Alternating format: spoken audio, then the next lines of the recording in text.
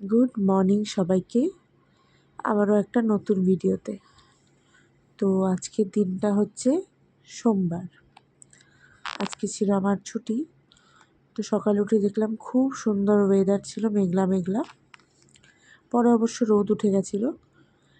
তারপর আমি আজকে একটুখানি বাজারে গেলাম।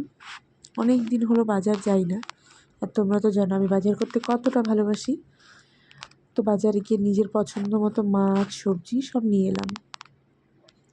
তারপর এসে যে ব্রেকফাস্ট বানাচ্ছিলাম, মা এদিকে করছিল রুটি আর আমি বানালাম ঘুগনি।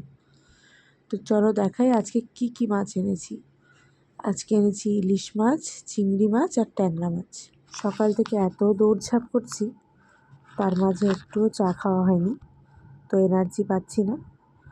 তো চা বললে ভুল, ব্ল্যাক কফি খাবো, সেটাই বানিয়ে নিলাম। এদিকে বাবার মায়ের জন্য লিকার চা করে দিচ্ছি।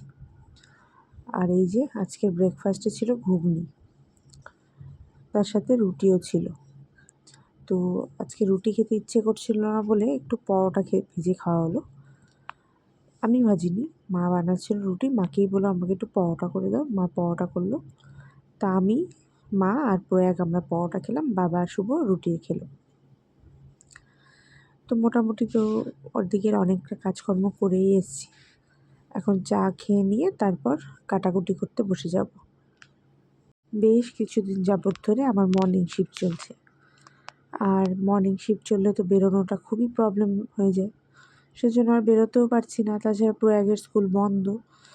তো আজকে যখন সময় সুযোগ পেলাম, তাই গিয়ে একটু বাজার করে নিয়ে এলাম। তো এবার ব্রেকফাস্ট করি, তারপর রান্না করতে যাব। তো এই যে সমস্ত কিছু কাটাকুটি করে নিলাম। এবার মাছগুলোকে বেছে নেব। চিংড়ি মাছগুলো বেছে নেব। ট্যাংরা মাছ তো কেটেই এনেছি, ইলিশ মাছ তো অবশ্যই কেটে দিল। আসলে কি, সকালবেলা তো একটু ভিড় থাকে, না হলে ওরা চিংড়ি মাছটাও কেটে দিচ্ছিল। চিংড়ি মাছটা কাটতে তো সেরকম কোনো সমস্যা নেই, তাই আমি আর কেটে আনিনি, যে আমি বাড়ি এসেই কেটে নেব। তা সেটাই এখন ছাড়িয়ে নিচ্ছি, বাকি সব কিছু মোটামুটি হয়ে গেছে।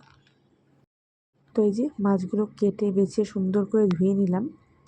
আর এখানে একটা পেস্ট বানিয়েছি। এখানে আছে সাদা সর্ষে, পোস্ত বেশি করে, সর্ষেটা একেবারে কম, আর কাঁচা লঙ্কা।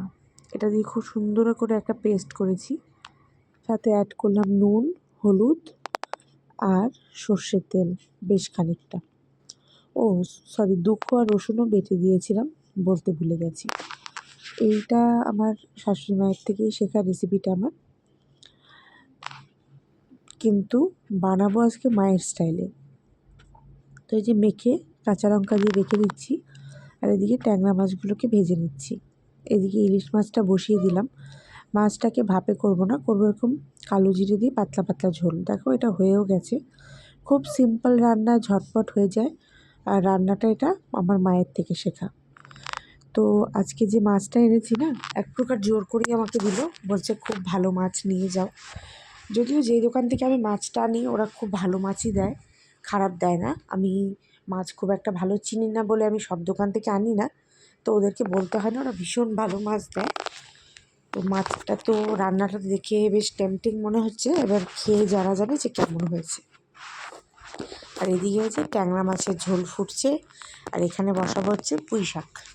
পুঁই শাকটা হবে হচ্ছে চিংড়ি মাছ আর মাছের মাথা, ইলিশ মাছের মাথাটা দিয়ে দেবো পুঁই শাক। তো এই দেখো পুঁই শাক আমার হয়ে গেছে, কত সুন্দর হয়েছে। আর এই যে ট্যাংরা মাছের ঝোল, প্রতিটা রান্নাই খেতে খুব ভালো হয়েছিল আজকে। তো এখানে মোটামুটি আমার রান্নাঘরের রান্নাবান্না কমপ্লিট। এবার রান্নাঘরটা ক্লিন করব, ব্যাস তারপর স্নানে চলে যাব। আজকে পুরো এককেও আমি স্নান করিয়ে দেব, ছুটি আছে, অনেকটা সময় আছে, ওকে বেশ সুন্দর করে সাবান টাবান দিয়ে স্নানটা করিয়ে দেব। তো স্নান করে এসে দেখো খেতে বসে গেছিলাম। পুঁই শাকটা দিয়ে প্রথমে খাচ্ছিলাম। আজকে না ভাতটা একটু বেশি সেদ্ধ হয়ে গেছে, কিন্তু খেতে ভীষণ ভালো হয়েছে। পুঁই শাকটা এত সুন্দর হয়েছে খেতে, মানে পুঁই শাকটা খাওয়ার পর মাছটার মানে সে কী বলবো, সত্যি কথা বলতে পুঁই শাকটাই বেশি ভালো লাগছিলো মাছের থেকে। আর ইলিশ মাছটার মধ্যে না ডিম ছিল, আমার আবার ডিমওয়ালা ইলিশ খেতে ভীষণ ভালো লাগে। এদিকে প্রয়াগও খাচ্ছিল, মা বাবার খাওয়া হয়ে গেছে, এবার আমি আর প্রয়াগ খেতে বসেছিলাম। আর এখানে পুরো একে ভাতটা মেখে দিচ্ছিলাম। ও একা একা খেয়ে নেয়, কিন্তু ওর ভাতটাকে একটু মেখে দিতে হয়, তো সেটাই মেখে দিচ্ছিলাম। তোমাদের আজকে লাঞ্চে কি হলো অবশ্যই কমেন্টে জানিও। আমাদের তো লাঞ্চে ছিল আজকে পুঁই শাকের তরকারি আর ইলিশ মাছ। ট্যাংরা মাছটা রাতে খাবো। তো পুঁই শাক দিয়ে খেয়ে এখন খাচ্ছি ইলিশ মাছটা দিয়ে।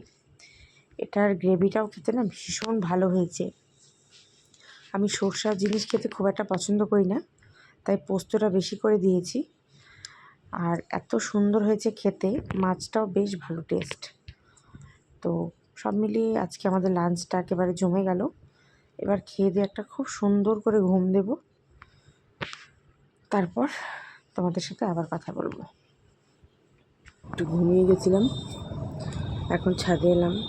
এত সুন্দর হাওয়া দিচ্ছে আর মেঘ করছে অল্প অল্প হালকা, যদিও বৃষ্টি হবে না। সারা কলকাতায় বৃষ্টি হলেও আমাদের এখানে সহজে বৃষ্টি হয় না, জানি না কেন। প্রচণ্ড হাওয়া চলছে কয়েকদিন ধরে। দেখো এদিকে ফ্ল্যাটটা অনেকটা হয়েই গেছে, আর ওইদিকে পলাশ ফুল গাছের ফুলগুলো আর নেই।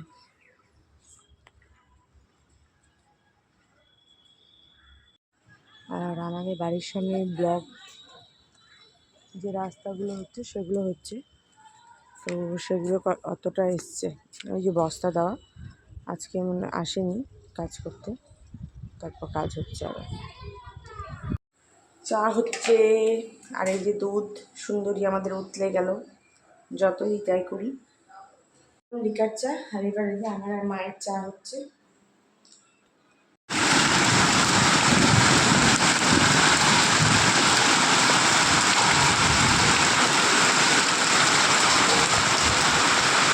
খেতে বসে গেছি আমরা ট্যাংরা মাছ এবেলা।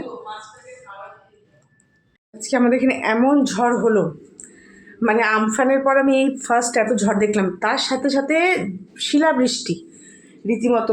আমাদের বারান্দায় যে কাজ জানালাটা ডাইনিংয়ের সামনে, যেটা দিয়ে ওই করো পেছনের ফ্ল্যাটটা হচ্ছে দেখা যায়, আমি তো ভাবছি আজকে বোধহয় ওটা ভেঙেই যাবে, এমন জোরে যেমন আওয়াজ হচ্ছে।